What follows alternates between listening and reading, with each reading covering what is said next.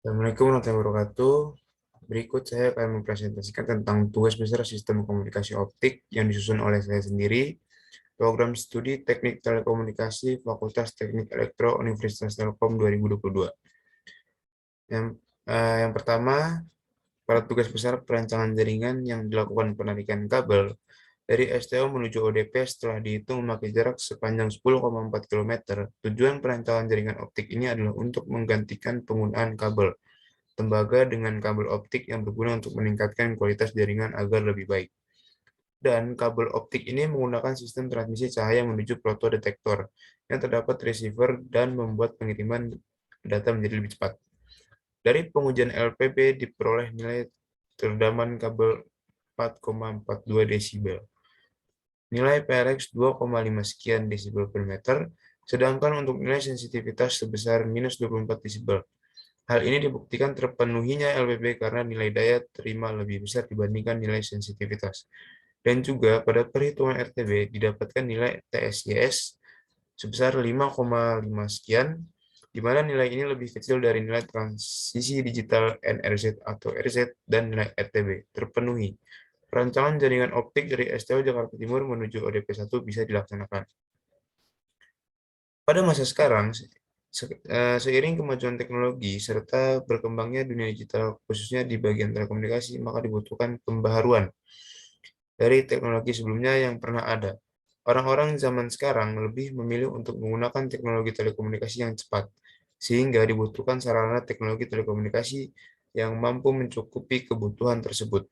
Kebutuhan tersebut mendorong teknologi telekomunikasi membutuhkan kinerja yang lebih baik dengan kapasitas bandwidth yang besar, agar dapat membantu proses pengiriman informasi. Karena itu digunakan sistem komunikasi optik dengan menggunakan kabel optik sebagai media transmisi yang menggunakan cahaya sebagai media perambatannya untuk pemecahan dari permasalahan tersebut. Berikut adalah gambar perancangan jaringan dari STO Jakarta Timur ke ODP 1 menggunakan Google Earth. Pada masa sekarang ini sedang diperlakukan pemerataan penggantian kabel tembaga dan digantikan dengan kabel serat optik untuk memenuhi kebutuhan semua orang dalam upaya memajukan kualitas jaringan. Kabel serat optik ini memiliki kelebihan yaitu memiliki bandwidth dan bitrate yang tinggi, sehingga dapat mendorong proses pengiriman informasi dengan cepat. Pengerjaan tugas besar ini, saya merancang jalur sistem komunikasi optik point-to-point dari STO Jakarta Timur sebagai node A menuju ODP 1 sebagai node B. Untuk nilai jarak pada rancangan ini, saya menggunakan Google Earth dan didapatkan jarak 10,4 km dari node A ke node B. Spesifikasi perangkat light source, photodetector, kabel optik, serta build of quality akan dijelaskan pada pengerjaan tugas besar kali ini. Analisis. Fiber optik merupakan suatu media transmisi dengan menggunakan cahaya sebagai media perambatannya dalam mentransmisikan sinyal dari suatu tempat ke tempat lain. Struktur dari fiber optik terdiri dari core, cladding, dan coating. Kelebihan dari penggunaan serat optik diantaranya yaitu memiliki redaman transmisi serta bandwidth yang lebar, sehingga ketika pengiriman data dapat lebih banyak dengan jarak yang lebih jauh, serta dapat mengirimkan informasi digital dengan kecepatan tinggi. Menurut jenisnya, serat optik dibagi menjadi tiga, yaitu Step Index Single Mode Fiber, Step Index Multimode Fiber, dan Grade Index Multimode Fiber. Eh, Selanjutnya ada sumber cahaya.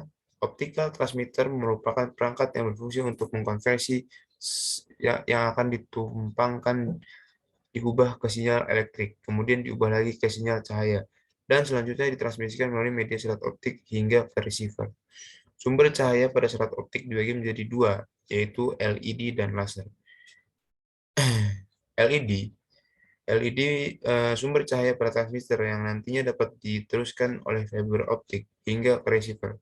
Cara kerja LED hanya akan memancarkan cahaya apabila dialirkan tegangan maju dari anoda menuju katoda. Proses terjadinya pancaran pembangkitan cahaya LED diperoleh dengan proses rekombinasi radiatif pada elektron dan hole. Rekombinasi radiatif akan menghasilkan sebuah cahaya bertegangan tinggi, sedangkan rekombinasi non-radiatif menghasilkan panas pada perangkat PN junction. Berikut adalah karakteristik LED. biaya yang murah, daya yang relatif rendah, cahaya yang tidak koheren, tidak memiliki penguatan cahaya, numerical aperture yang lebih tinggi, jarak propagasi yang pendek, tapi daerah cakupan menyebar luas. Yang kedua ada laser. Cara kerja laser dinamakan lasing. Lasing merupakan kondisi di mana memungkinkan terjadinya penguatan cahaya di dalam laser dioda. Pada proses tersebut, sudah dalam keadaan di mana suatu sistem berada dalam kesetimbangan atau tidak berubah lagi, seiring dengan perubahan waktu yang disebut dengan kondisi saturasi. Berikut adalah karakteristik laser. Yang pertama ada biaya yang mahal, yang kedua daya yang besar, yang ketiga cahaya yang koheren, yang keempat memiliki penguatan cahaya, yang kelima numerikal aparatur yang lebih rendah, yang keenam jarak propagasi yang jauh, namun daerah cakupan yang kecil. Selanjutnya ada fotodetektor atau penerima optik berfungsi untuk mengubah cahaya menjadi arus listrik. Berikut adalah jenis-jenis fotodetektor. Yang pertama ada PIN dan APD. PIN adalah kemampuan yang cukup untuk mengubah daya optik menjadi satuan arus listrik. PIN terdiri dari bahan semikonduktor tipe P dan N yang dipisahkan oleh wilayah intrinsik. Mengubah energi optik yang diterima menjadi arus keluaran berdasarkan voltase efek. Yang kedua ada APD. Secara internal melipat gandakan arus primer dan cahaya yang datang sebelum memasuki sirkuit penguat sehingga mampu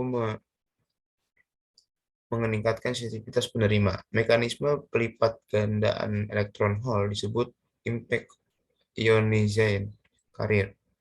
Baru yang dibangkitkan juga dipercepat oleh kuat medan listrik. Yang selanjutnya ada model sistem. STO-nya ada di Jalan D Panjaitan nomor 42 Jatinegara sepanjang 10,4 km dan ODP-nya ada di Jalan Sukabumi nomor 27 Menteng, Jakarta Pusat.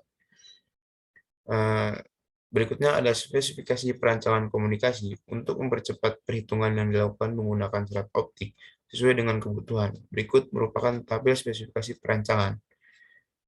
Spesifikasi perancangan komunikasi point-to-point link STO Jakarta Timur ke ODP.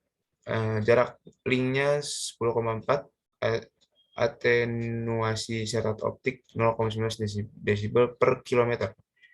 Berikut adalah daya transmisi sebesar 5 desibel, rise time transmitter 35 ps, lebar spektral 0,1 Nm, bitrate 1,25 GB per second, jenis modulasi NRZ atau RZ. Berikut adalah Bill of Quality. Bill of Quality adalah perincian jumlah dari seluruh peralatan dan pekerjaan yang dibutuhkan selama perencanaan. Berikut ini estimasi harga yang diperkirakan sesuai dengan spesifikasi yang telah dibuat oleh saya. Pengerjaannya menggunakan Microsoft Excel. Berikut adalah rincian harga dan total harganya sebesar Rp500.136.750. Berikutnya ada mendeklarasikan spesifikasi kabel. Pada perancangan ini, saya menggunakan kabel FOG675SISM untuk menghitung karakteristik komponen yang ada di STO Jakarta Timur dan ODP1. Pengerjaan tugas besar ini, langkah pertama yang dilakukan yaitu menentukan jarak dari node A ke node B dengan bantuan Google Earth dan menggunakan basis pemrograman Python dan di running menggunakan Virtual Studio serta Google Colab pada sisi pengirim. Digunakan nilai sensitivitas sebesar minus 24 desibel dan menggunakan modulasi yaitu NRZ atau RZ. Berikut adalah gambar sintaks program spesifikasi kabel. Yang kedua ada link power budget. Link power budget adalah estimasi kebutuhan daya yang diperhitungkan untuk memastikan level daya penerima lebih besar atau sama dengan level threshold. Perhitungan LPB digunakan sebagai penentuan jarak maksimum yang dapat dicapai oleh sistem transmisi, yaitu syarat optik. Syarat dari LPB terpenuhi yaitu nilai daya terima harus lebih besar dari nilai sensitivitas fotodetektor. Berikut adalah gambar sintaks kalkulasi link time budget dan rest time budget. Dari hasil perhitungan nilai redaman kabel sebesar 4,40 desibel dan nilai Perex 2,5 sekian desibel per meter dan nilai sensitivitas minus 24 desibel per meter, yang membuktikan bahwa LPB terpenuhi karena nilai daya terima lebih besar dari sensitivitas. Selanjutnya ada rest time budget. Rest time budget adalah cara untuk menentukan batasan dispersi suatu link sistem komunikasi serat optik yang membatasi kemampuan transmisi kecepatan bit.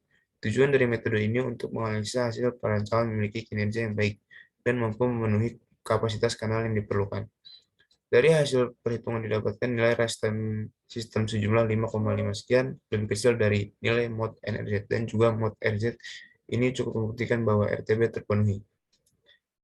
Berikutnya ada kesimpulan dari perancangan jaringan optik yang telah dibuat dengan dilakukannya penarikan kabel optik point-to-point dari STO Jakarta Timur menuju ODP 1 dengan jarak 10,4 km yang bertujuan memperluas pemerataan jaringan optik supaya bisa mempercepat pengiriman informasi.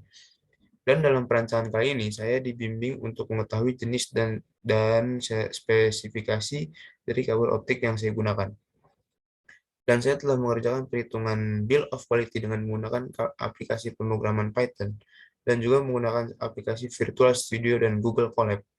Serta saya telah mendapatkan link power budget sebesar 4,42 desibel dan juga daya terima sebesar 2,5 sekian desibel per meter.